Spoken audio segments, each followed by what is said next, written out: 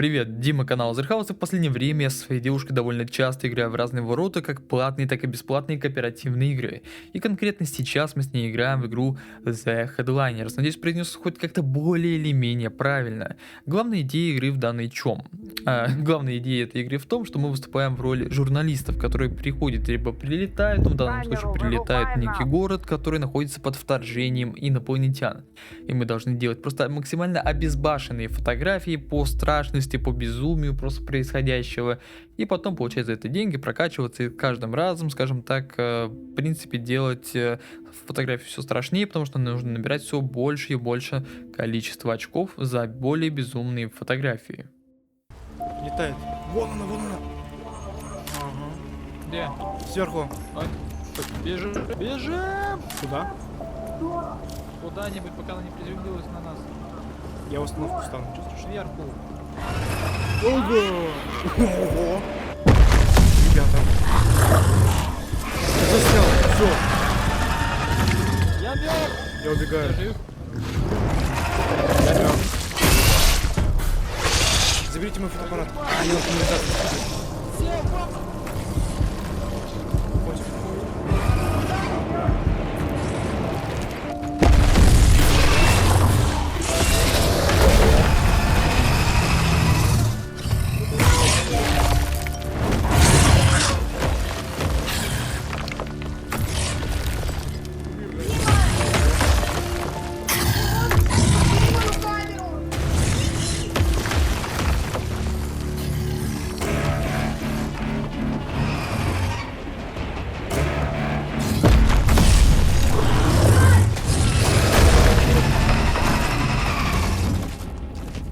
Интересно ли это?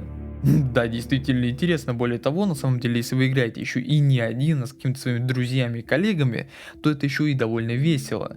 На самом деле, эта игра хоть и не пытается как-то вас активно побуждать играть вместе, она именно рассчитана на вашу совместную игру. То есть, в принципе, во-первых, вам нужно поднимать фотографии, вернее, прошу прощения, фотоаппарат вашего коллеги, который, если погиб, для того, чтобы получить большее количество очков. Вам нужно рисковать своей собственной жизнью для того, чтобы эти фотографии были качественными, и, соответственно, иногда рисковать своей жизнью именно в том плане, чтобы просить вашего коллегу заснять, возможно, последние секунды вашей жизни для того, чтобы получить большее количество очков, соответственно, тем самым быстрее выполнить миссию и получить монеты для прокачки вашей и переходу к следующей более безумной миссии делать более безумные фотографии. Как бы вполне себе весело звучит на самом деле. Есть разные примеры у нас, как мы могли поржать, в принципе, от того, что какой-то трэш происходит, либо просто как-то интересно умерли и т.д. и т.п. Ну, как бы это реально бывает довольно смешно. Как я уже упомянул ранее, если вы набираете нужное количество очков, то вы получаете доступ к следующей миссии и деньги на общий баланс, за которые вы можете купить разные камеры с большим качеством фотографий, большим количеством снимков, большим объективом именно в плане зума, шлем для здоровья, ботинки для скорости и так далее. Также вы можете выбирать разного рода скины вашего персонажа, лучшие снимки, как я уже говорил тоже ранее, попадают в некую доску почета, а итоги вы видите в принципе на экране по итогам ваших фотографий, по очкам и так далее. Что так или иначе, опять-таки повторюсь, повышает некий соревновательный дух вашей команды. Игра сделана в 3D стиле с некой такой, знаете, 2D обводкой на движке Unreal Engine. И на самом деле это навевает некие мысли о том, насколько хорошо это оптимизировано. Но об этом мы обсудим чуть-чуть попозже. Это не так сильно прям конкретно сейчас важно. Именно важно обсудить именно визуальную составляющую.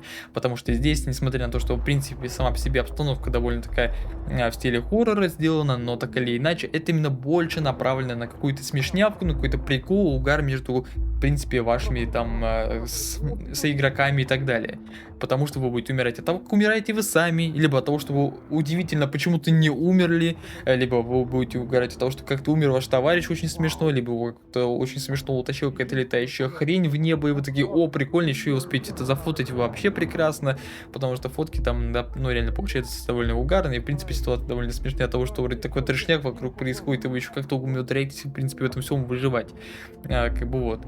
Поэтому, несмотря на то, что здесь как бы есть такая некая хоррор-составляющая, своя специфичная, скажем так, цветовая палитра, на которой играет все равно именно на такую хоррор-составляющую, здесь именно вы больше как-то угораете над просто приколом. То есть сам по себе хоррор это некая обертка, которая создана для того, чтобы как-то именно придать этому всему больше такую, знаете, юморную стилистику, прикола и какой-то утрированности просто. Ну как утрированность, вы больше вы не пугаетесь ничего. В первое время, когда будете только играть, можете там иногда испугаться просто от какой-то неожиданности, но в целом, по большей части, вы будете просто угорать, либо потом уже со временем как-то к этому более спокойно относиться, естественно, потому что любая игра приедается, и здесь это, к сожалению, неизбежно. И вот знаете, несмотря на то, что здесь не самая лучшая оптимизация, что у меня периодически игра крашится с ошибкой движка, а игра имеет хорошую идею, относительно неплохую реализацию. Но здесь есть одна проблема, которая просто делает игру нереиграбельной. Это конченая система миссий, при которой первые две карты абсолютно скучные, легкие. Первый раз, окей, пойдет. Но дальше, когда ты играешь уже несколько часов, и для тебя, начиная с третьей карты, хоть какой-то безумие, трэш происходящий там, дает какую-то надежду на то, что там, ну, все-таки интересно играть, ты умираешь на этих картах и с каждым разом возвращаешься просто на одну и ту же карту, на эту первую карту, вторую карту, первую карту, вторую карту. И это так бесит. То есть третья, четвертая, пятая там и так далее карты, они все равно по сложности намного выше, на них больше трэша, намного больше вариативности. И поэтому там ты хоть как-то, несмотря на то, что там все по таймингу появляется все примерно, вот эти вот монстры примерно на 7 минуте 59 секунде, несмотря на это, начиная с третьей карты, хоть какой-то трэш происходит, и это тебе как-то воспринимается намного проще. Но вот каждый раз возвращать на одну и ту же миссию после смерти, это просто невыносимо. Намного было бы проще, если бы ты мог сам выбирать просто миссию и выбирать ей сложность. Либо просто мог бы в целом выбирать уже сам каждый раз миссию с предустановленной сложностью. Тем более, что там каждый раз уже потом начинают карты повторяться одни и те же, даже самая первая карта и вторая карта, она повторяется, но просто с более высокой сложностью. Но это бред, это самая главная проблема игры, на мой личный взгляд. Но, в принципе, а самой игре как таковой можно было бы добавить тебе больше реиграбельности, добавив там некоторые фишки, съемку, допустим, видео, какие-то миссии для кооперативного прохождения, там какие-то сделать совместный селфи при таком-то моменте, я там, не знаю, добавить соревновательные таблицы какие-нибудь дополнительные, добавить возможность, не знаю, ранения коллег, их реанимации, лечения там и так далее. Было бы намного, на самом деле, более реиграбельно. А так, сама по себе игра довольно неплохая, она интересная, но к сожалению, очень быстро, на мой личный взгляд, приедается. Спасибо тебе за просмотр. Напиши, пожалуйста, в комментариях, как тебе подобного рода мои видеоролики, как тебе данный обзор, понравился, не понравился. Спасибо тебе огромное за просмотр. Жду от тебя там какие-нибудь лайки, комментарии, т.д. и т.п. У меня есть телеграм в описании. Спасибо тебе за просмотр. Всем пока.